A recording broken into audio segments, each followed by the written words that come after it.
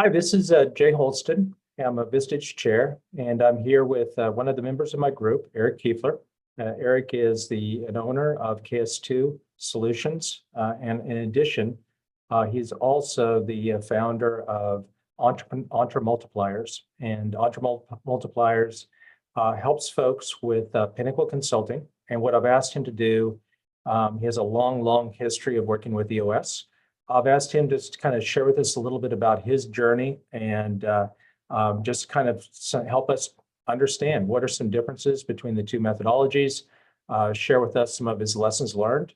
And so I really appreciate the time with you today, Eric, and thank you. And let's jump in and let's learn more.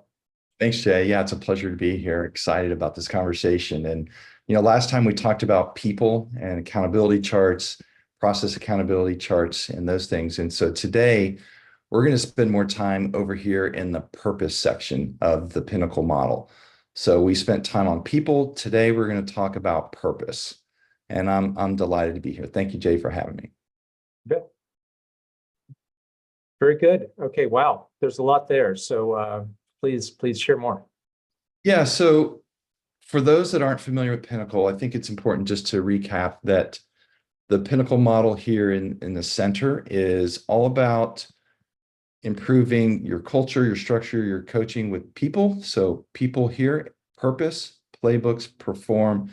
And what I really appreciate about Pinnacle is a focus on profits. Okay, so one of the things I've experienced with EOS is we get a little bogged down sometimes in rocks and issue processing, and we forget about why we're doing this. We're here to generate profits. Profits allows us to reinvest and hire more people and really grow. So that's one of my favorite things here about Pinnacle. So for today, we'll focus on purpose. So it's a very cool area, I think, because of the pieces here with vision, with strategy and alignment. And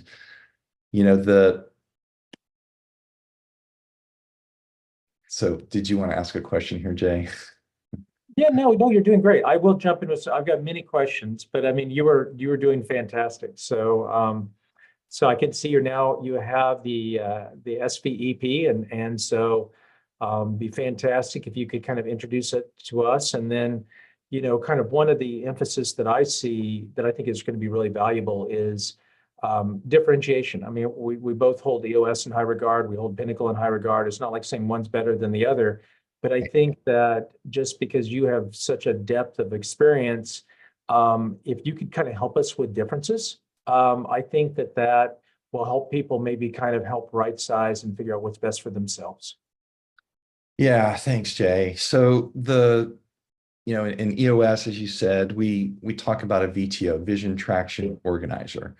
In Pinnacle, we talk about something called an SVEP. So it stands for Strategic Vision and Execution Plan.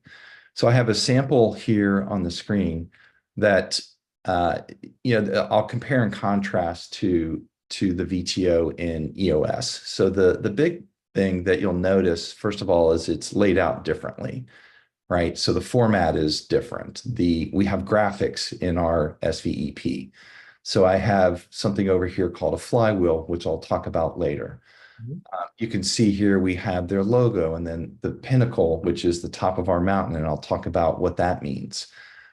We have actual strategy and things that we're going to do as an organization that aren't captured in a traditional VTO. For example, I have brand promises over here.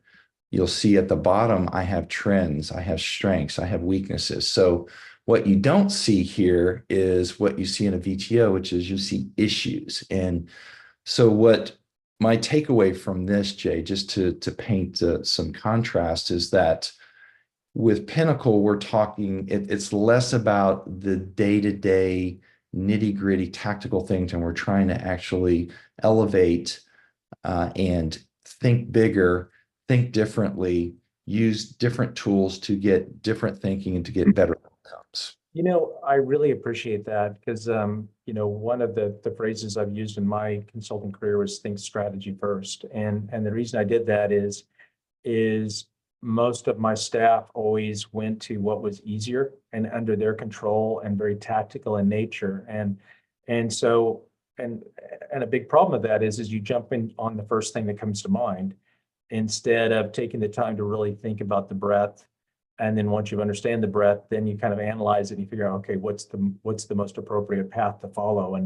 And I can see right off the bat the benefits. I have the advantage that I've spent a lot of time in both of these methodologies. Any chance you have a VTO so that we can just kind of like maybe contrast between the two for anybody who's watching this video who may not be as familiar? And I think if they can see that, then a picture's worth 1,000 words. They'll quickly be able to see the differences in the two. Yeah, can do. Let's go to here. So I have so page one of the VTO, so is the vision page. So that's what I'm showing here. And then page two is the traction page. So you can see it's very useful. It's very traditional. It hasn't changed in, many, many years, but there's not a lot of strategy here that's captured, right? So the only piece of strategy is here on the marketing. That's it. And then there is a 1 year, 3 year, and 10 year, which is helpful. But the other thing I would draw your attention to is we have our issues list here. So, and what I've experienced in my teams at my own company, KS2, plus working with other entrepreneurial companies, is that they will really gravitate towards the issues because they're like a rock in your shoe, right? They nag you. So we tend to focus on the issues instead of those big breakthroughs, which is what's needed at many of these companies. I have another theory on that. I think that another reason they do is it's something that they control. And so it's a lot easier to prioritize something that is on the cost side that you can control within your company. And it's a lot less comfortable to be thinking about customers that you don't control and taking the risk, and there's ambiguity. And so I think that a lot of folks shy away from strategy just because it's not comfortable. It's a design of experiments. That's right. That's right. And the saying strategy is not a plan. And that's very similar. And in my accounting and finance world, there's definitely a difference between accounting and looking back. People are very comfortable with that versus having to look forward because of the uncertainty, as you mentioned, and the unknown, right? It's just uncomfortable. Yes. So if I can, so I just wanted to show another slide, Jay, that puts these side by side. And so you can see first, we have a lot of flexibility on the Pinnacle side to make them visually compelling. So I mentioned that already with the logos, with the flywheel.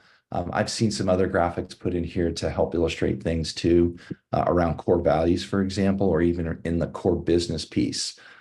Okay, so this is also a two-pager similar to the VTO.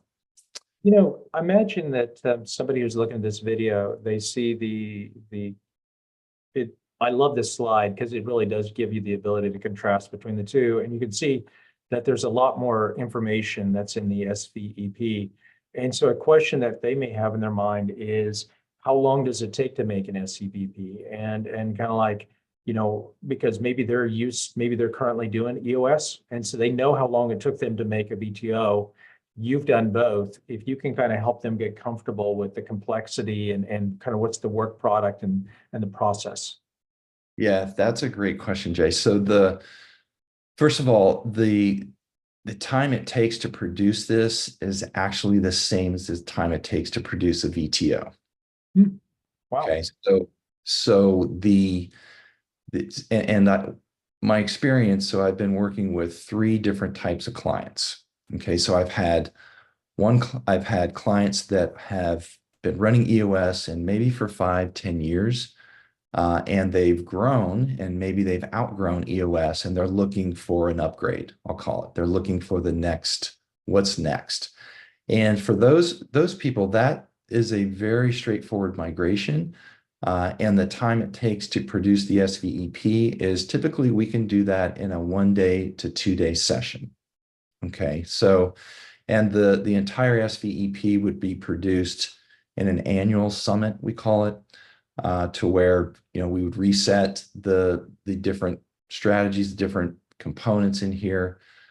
So it's, the time it takes is no different from a VTO. So so for my existing EOS, very straightforward migration. Then I have another group that I call them EOS stuck. Okay, so they went out and they read the book, they got excited, they got their team together, and they went on their journey, their EOS journey, for about 9 months, 12 months, and then they got stuck. And then they call me saying, "Hey, I've heard about Pinnacle. I love your experience. Can you help us upgrade, level up our EOS?" And so for those folks, that does take longer because we do have to do what we call base camp. And base camp is 1 to 2 days, and it can be as long as 3 days. But my experience has been I've been able to get those done with smaller, nimble teams in 2 days. Okay, so that's for those that are EOS stuck, I call it. And then the third group is really the ones that are brand new to this whole business operating system world. They may not have read any of the books. They're looking for a great business operating system that can take their business from 15 million to 30 million and beyond. And for those, that base camp will take 2 days for sure, and it might take 3 days depending on the complexity of their business, the size of their team, the number of employees. Those are all the factors that would drive that adoption and that time to completion. That's a really good answer. I like the way you segmented your customer types because, I hadn't thought about the different types of customers, but as you kind of provided that answer, it makes perfect sense. And also just the kind of where they are in the maturity curve, I can see how that has a significant impact. One of the things, just knowing you and the little bit I know about Pinnacle, I'm imagining that there's probably some pretty good supporting tools that an organization can use to help them from maybe where they are now. Maybe they don't have a strategy culture, but yet they know that they want to get there. And because I think, and so I'm curious, do you have anything that you might be able to share with us that kind of helps the journey of how you, when you're working with clients, how you take them from before to a higher level of capability? Yeah, definitely happy to share. So one thing just to take a step back before I jump into the tools is the way that the meetings are facilitated. So things are happening real time, so to speak. So as the Pinnacle guide, I am coaching and I'm guiding and facilitating the elements that it takes to build the SVEP. And then in near real time, I am also putting it into the system that we use in software so that this isn't just, a bunch of handwritten notes that then wonder what happened at the end of the quarterly summit or an annual summit or any of our sessions. So it's happening real time. And I think that's a little bit unique in that I'm using technology throughout all of the sessions. Is that because I do know that EOS has technology as well. And so, and I just want to make sure I'm understanding what you're saying. Is there a level of technology provided by Pinnacle that's above and beyond what some viewers that might be looking at this video that are familiar with, Bloom Growth and other systems? If you could kind of elaborate on that point you just made, that'd be helpful. Yeah, I think it's more about the guide than it is the technology. Okay. Is how I would differentiate that. And I can only speak for myself, and I do know some of the other Pinnacle guides.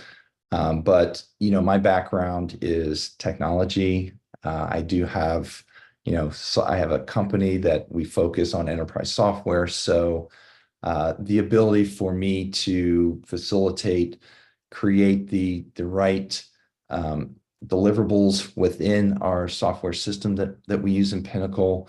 The speed to get that done is my experience, at least working with other EOS implementers, has been that the time to value is faster with Pinnacle than it is with EOS. I got you. I'm now on your page. We're good. Okay. So just want to frame this up a little bit, Jay, if that's okay. Mhm. And then I'll show you some specific tools. So one of the things that we, at least when I think back on my EOS experience, we didn't spend enough time in strategy. Okay. And instead we got bogged down in rocks and issue processing. People things certainly will take up time. And so I put this chart together, and it's based on some work from Roger Martin. And if you haven't read his work, it's up there with Michael Porter. But I particularly like this definition of strategy that I pulled out of Play to Win, and where strategy is a set of choices. Okay, it's a set of choices versus options. We're actually choosing versus keeping all of our options open. And that's what, as a Pinnacle guide, that's what I'm getting my teams to realize and then to do. Okay. So we're making those choices to win. We're not making those choices to try to knock out issues off of our IDS list. We're not making those choices so we can set a pet rock, is what I've heard Greg Cleary and other people talk about, which I love that term. We're playing to win. Okay. And it's all about how do we create a disciplined way to think through our choices. Okay. You know, I'm thinking back to a comment I made earlier where I referred to the phrase like a design of experiment. And I kind of think that phrase still fits here with the phrase that Roger provided, because there's unknown, you make decisions, some of them are right, some of them are wrong, and then you do an adjustment as you've gotten feedback from those decisions. But definitely you're making choices, and you're working towards that outcome that you're after. Without a doubt. And part of the benefit of Pinnacle is that we have some thinking tools. So we have some tools that get everybody on the same page, that draws out the best of the options. So then we can create some choices from those options. All right. And so these are a couple of the tools just to give you a feel for. And on the left here, we have one called the goal worksheet. So what's the number one, what's the top of your pinnacle? That's which I showed on the SVEP. That's what this tool here on the left is designed to help with. Okay. And I love the Elon Musk one here because I'm a big fan. And the first bullet point there, it says enable human exploration and settlement of Mars. I mean, talk about being at the top of the mountain, right? What a vision. And then how do we dial that back to what's our core purpose? Why do we exist? Right. And these are some of these are really instructive. I like the Nike one about to experience the emotion of competition, winning and crushing competitors. And I remember at one point they had one that was crush Adidas, something like that. And then from Pinnacle clients, here's a few examples down here that are instructive. Pella, the window installer maker. So improve people's view, right? Windows view of the world and their place in it. So these are well worded. These are helping the entire organization to realize where we're headed and what's important.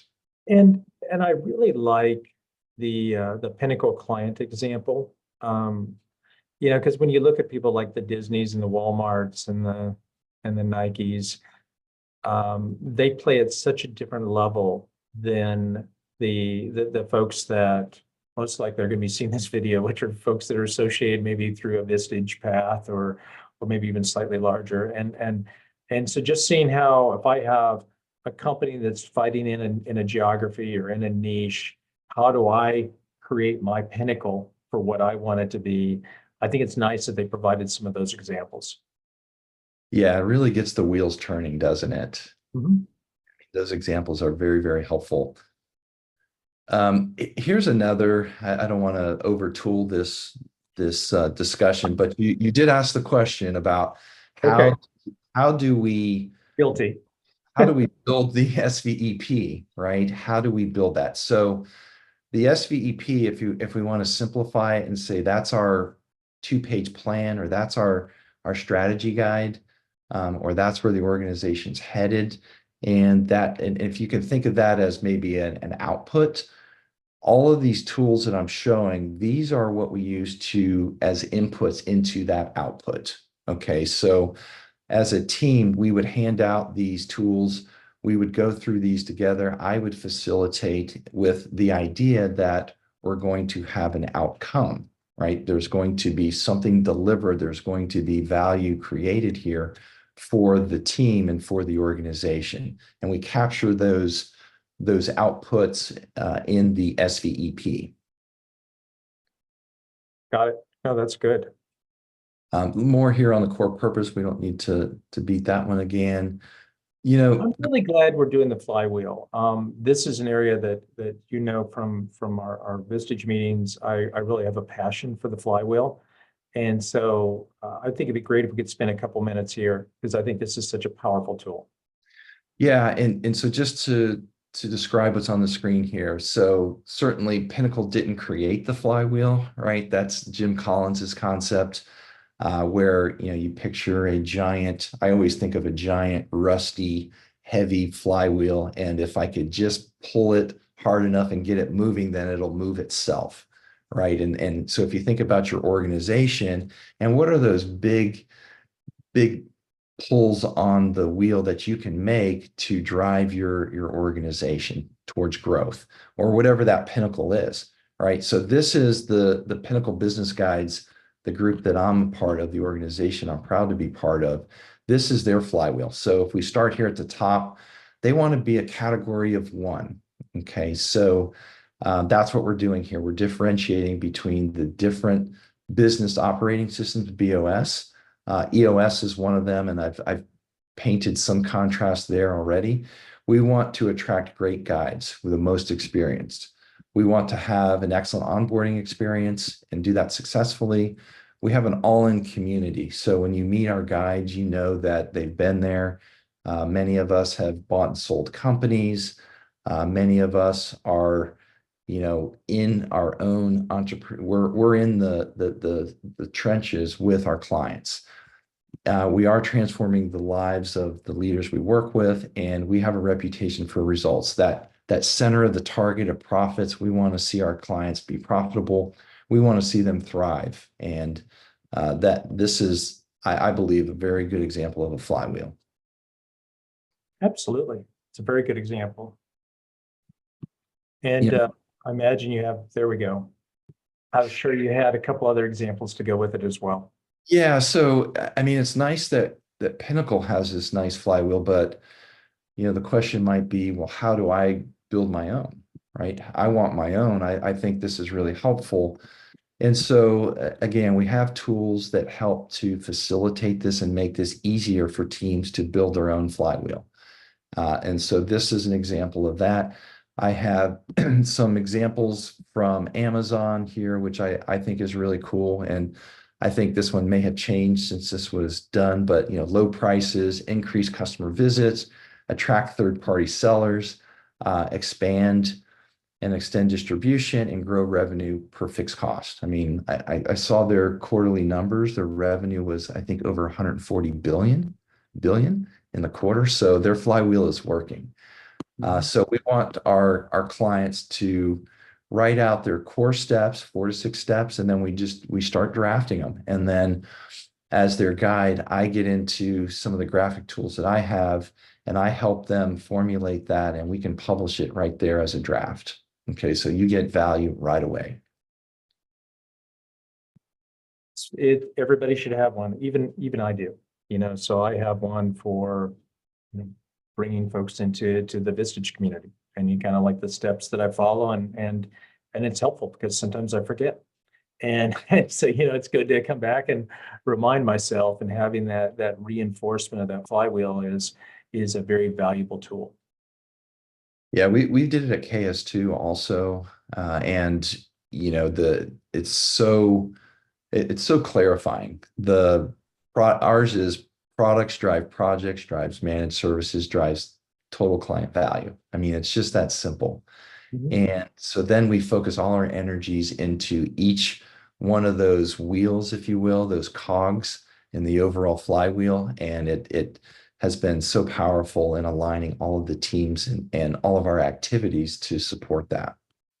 Which is the objective of the purpose, kind of bringing it back to your first slide of, what it is that you do within Pinnacle is having that vision and strategy and getting that alignment. And that's obviously people are very important. I'm really glad we did this as our second segment because I think, think strategy first. Let's get the strategy going and then get everybody in the company who understands the strategy and can communicate the strategy. 100%. Yes. When and I would just add on to that comment that, at Pinnacle, we're aligning the top, so the corporate vision, the corporate strategy to the departments, to sales, to operations, to each one of those. So it's a top down, bottoms up, and alignment in the middle, right? And making sure everybody's clear on that strategy. Well, very good. And so, I appreciate this time together. I think that, and these slides were very helpful. Pictures worth 1,000 words. I think anybody who watches this video can get a good feel for, what's different. And then I imagine that they probably would want to have a conversation. And so is there a way that if somebody sees this video and kind of maybe you it's a scratch or a curiosity and they would like to connect with you to schedule some time to learn more, how do they best do that? Yeah, the easiest, fastest way is my email's right here. So ekiefler@l10integrators.com. Send me an email. And the next step is normally we set up a 90-minute conversation. It's complimentary. We can do it on Zoom just to get to know each other, see if I'm a fit for you and your business is a fit for Pinnacle. So it's a very, very non-threatening. It's a very simple process that we walk through to show you more about Pinnacle, but also how it might align well with your business objectives. And I think at one other point, and I don't believe I mentioned this in the intro, and I should have, but you were an implementer of EOS for 10 years, correct?